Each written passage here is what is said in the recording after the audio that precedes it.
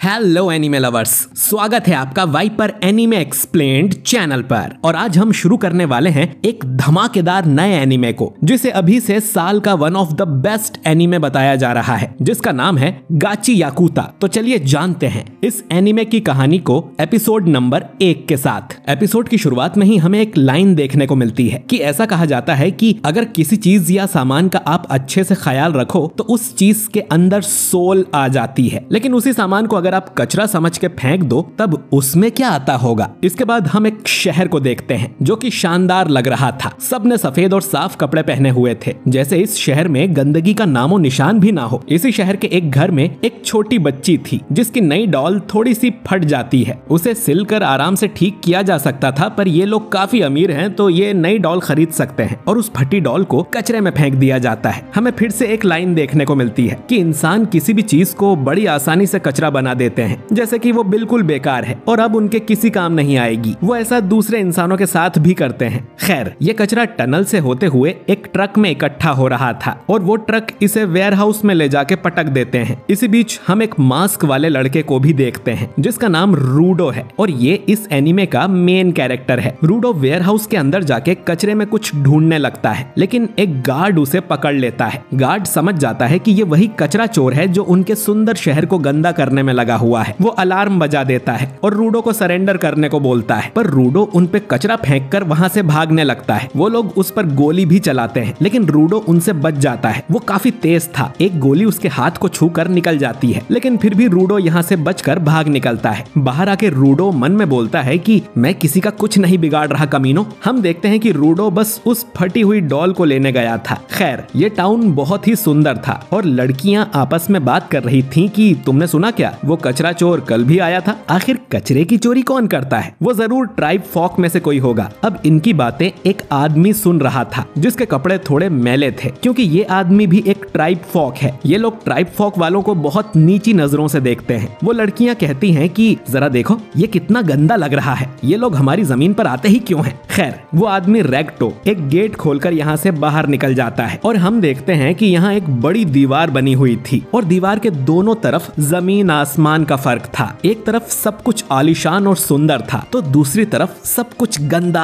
पुराना और मैला था। बेसिकली इस तरफ अमीर लोग रहते हैं और दूसरी तरफ गरीब लोग, और इन गरीबों को ही ट्राइब फॉक कहा जाता है। इस साइड वाले लोग भी कचरा चोर की बातें कर रहे थे कि उसके चक्कर में हम लोगों पर कोई मुसीबत ना आ जाए। खैर, हम रूडो को देखते हैं जो कि उस डॉल को ठीक करने में लगा हुआ था। तभी उसके पास एक लड़की आती है जिसका नाम चीवा है। चीवा रूडो को डांटने लगती है कि वो फिर से कचरा उठा लाया। शहर के लोग अपने कचरे को लेके बहुत सीरियस हैं। अगर उन्होंने रूडो को पकड़ लिया तो पता नहीं उसके साथ क्या करेंगे, तो उसे ये कचरा चोरी करना बंद कर देना चाहिए। रूडो कहता है कि अमीर लोग ऐसी चीजें भी फेंक देते हैं जो बिल्कुल ठीक होती है और उन चीजों के लिए रूडो को बुरा लगता है। साथ ही वो उन चीजों को ठीक कर बेच देता है और थोड़े बहुत पैसे कमा लेता है जिससे उसका खर्चा पानी निकल सके। तभी यहाँ 3 लड़के आ जाते हैं और रूडो का मजाक उड़ाने लगते हैं कि इसमें से कितनी बदबू आती है, चीवा को इसके साथ नहीं घूमना चाहिए, ये हमेशा अपने गंदे ग्लव्स पहने रखता है, इसने तुम्हें टच कर दिया तो तुम बीमार हो जाओगी। चीवा कहती है कि उसे रूडो से कोई प्रॉब्लम नहीं है, हम सभी झोपड़पट्टी में रहते हैं तो हम सब एक समान हैं। असल में ये झोपड़पट्टी वाला एरिया क्रिमिनल्स को कैद करने के लिए बनाया गया था और ये सब लोग किसी न किसी क्रिमिनल के वंशज हैं, यानी अपने बाप दादा के कर्मों की सजा इन्हें मिल रही है। ये अपनी इमेज सुधारने के लिए बहुत मेहनत करते हैं, लेकिन रूडो के बाप ने सारी मेहनत बेकार कर दी थी क्योंकि उसने ढेर सारे लोगों का खून कर दिया था, इसीलिए वो रूडो को खुद से नीचे मानते हैं। अब ये सब सुन रूडो बहुत गुस्सा हो जाता है और उसकी आंखें देख ये तीनों डर के यहाँ से जाने लगते हैं और बोलते हैं कि जैसा बाप वैसा बेटा, ये भी अपने बाप की तरह किसी दिन कातिल बनेगा। चीवा अब रूडो से बोलती है कि तुम बिल्कुल अपने बाप जैसे नहीं हो, मुझे तुम पर भरोसा है कि तुम एक अच्छे इंसान हो और कभी किसी को नहीं मारोगे। ये बात सुन रूडो शर्माने लगता है। साफ पता चल रहा था कि वो चीवा को लाइक करता है। तभी चीवा की नजर उस डॉल पर जाती है जिसे रूडो ने ठीक कर दिया था और वो डॉल उसे बहुत अच्छी लगती है। असल में रूडो ये डॉल बेचने के लिए नहीं लाया था बल्कि चीवा को गिफ्ट देने के लिए लाया था, पर इससे पहले कि वो चीवा को डॉल दे पाता यहाँ उसकी मम्मी आ जाती है और चीवा यहाँ से चली जाती है। इसके बाद रूडो भी अपने घर आ जाता है जहाँ रेक्टो उसकी टांग खींचने लगता है कि तुम वो डॉल उस लड़की के लिए लाए थे।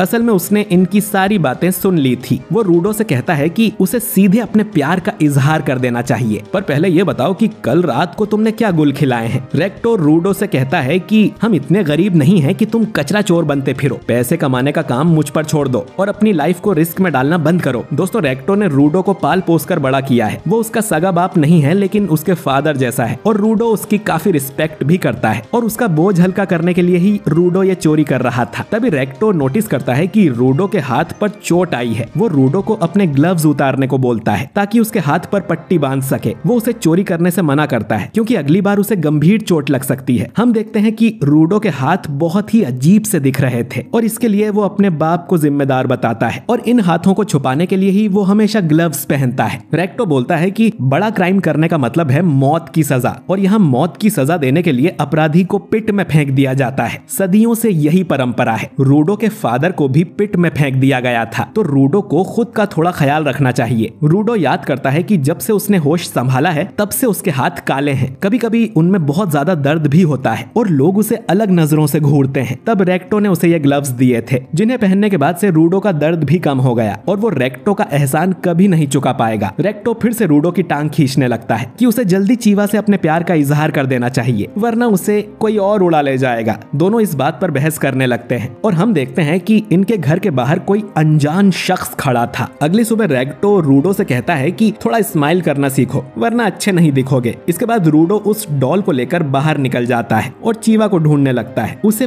पिट भी दिखाई देता है। दोस्तों, पिट एक बहुत ही बड़ा गड्ढा है जिसमें ये लोग अपना सारा कचरा डालते हैं और अगर कोई क्राइम करता है तो उसे भी पिट में फेंक दिया जाता है। पिट इतनी बड़ी और गहरी है कि किसी को नहीं पता कि इसका अंत कहाँ है। इन्हें उसमें अंधेरे के सिवाय और कुछ नहीं दिखाई देता। इसमें फेंके जाने वाले लोगों का क्या होता है कोई नहीं जानता। आज भी एक आदमी को पिट में फेंका जाता है। तभी चीवा यहाँ आ जाती है और रूडो से पूछती है कि वो यहाँ नजारा देखने आया है क्या। चीवा बोलती है कि उनके एरिया को जानबूझकर पिट के पास बनाया गया था ताकि इसे देखकर हम डरते रहें कि अगर तुम कुछ भी बुरा करोगे तो तुम्हें पिट में फेंक दिया जाएगा। तो इन्हें ना चाहते हुए भी ये नजारा देखना पड़ता है। वो रूडो से कहती है कि वो नहीं चाहती कि रूडो को भी किसी दिन पिट में फेंक दिया जाए और वो अगर कचरा चोरी करने के लिए पकड़ा गया तो उसे जरूर पिट में फेंक दिया जाएगा। रूडो बोलता है कि कल रेक्टो ने भी यही कहा था। चीवा बोलती है कि उन्हें तुम्हारी चिंता है क्योंकि वो भी तुमसे प्यार करते हैं। अब रूडो ये सुन चौंक जाता है कि वो भी प्यार करते हैं मतलब। तो अनजाने में चीवा ने कन्फेस कर दिया था कि वो रूडो को प्यार करती है। जो सुन रूडो शर्म से अपना मुंह ढक लेता है और बोलता है कि मैं ये डॉल तुम्हारे लिए ही लाया था, पर ये कचरा है तो शायद ये तुम्हें उतनी पसंद नहीं आएगी। चीवा उस डॉल को ले लेती है और बोलती है कि वो इसे हमेशा अपने साथ रखेगी। अब रूडो की खुशी का ठिकाना नहीं रहता। वो ये सब रेक्टो को बताने जाने लगता है। रास्ते में वो कुछ पुलिस वालों से भी टकराता है। पता नहीं वो यहाँ क्या कर रहे थे। रूडो फिर भागकर अपने घर की तरफ जाता है और सोचता है कि लेकिन मैंने तो चीवा को साफ साफ बोला ही नहीं। रेक्टो कहेगा कि वापस जाकर उसे ढंग से प्रपोज करो। वो दरवाजा खोलकर अंदर जाता है तो उसके होश उड़ जाते हैं क्योंकि एक आदमी ने रेक्टो के पेट में तलवार घुसा दी थी।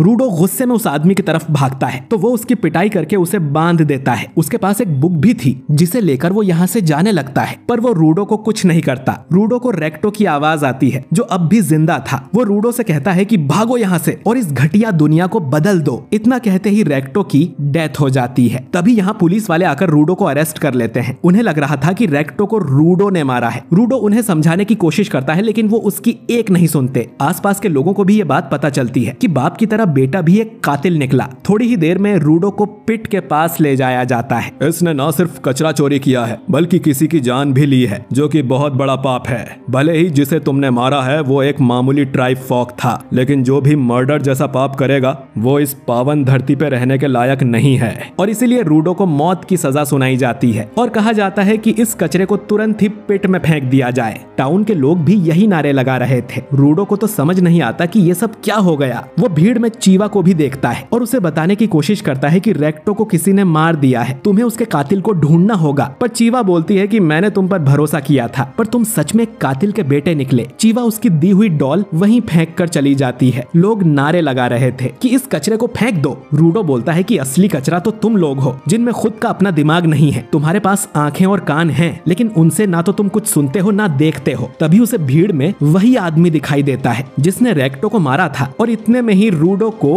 पिट में फेंक दिया जाता है। गिरते हुए रूडो बोलता है कि मैं तुम सबको नर्क में भेजूंगा, तुम सब लोगों को मैं तुम सबको मार डालूंगा। करूंगा। रूडो काफी देर तक पिट में गिरता ही रहता है और जब उसे होश आता है तो वो कचरे के ढेर पे पड़ा हुआ था और जिंदा था। उसे अपने आसपास कचरे के अलावा और कुछ नहीं दिखता। ये वही कचरा था जो लोगों ने इतने सालों से पिट में फेंका है। और तभी रूडो अपने पीछे एक बड़े से मॉन्स्टर को देखता है जो कि पूरा कचरे से बना हुआ था। और ये एपिसोड यहीं पर एंड हो जाता है। तो दोस्तों, आपको ये पहला एपिसोड कैसा लगा? मुझे तो ये कमाल का लगा है और ये एनीमे जरूर धूम मचाने वाला है। लेकिन रूडो पिट में जिंदा कैसे है और ये मॉन्स्टर कहां से आ गया, जानेंगे अगले एपिसोड में। वीडियो अच्छा लगा हो तो इसे लाइक और शेयर कीजिए। कमेंट करके बताइए कि आपको ये एपिसोड कैसा लगा। और अगर आप हमारे चैनल वाइपर एनीमे एक्सप्लेन्ड पर नए हैं तो हमारे चैनल को सब्सक्राइब करके बेल आइकन जरूर दबाइए। मैं मिलता हूं आपसे बहुत ही जल्द अगले वीडियो के साथ। शुक्रिया।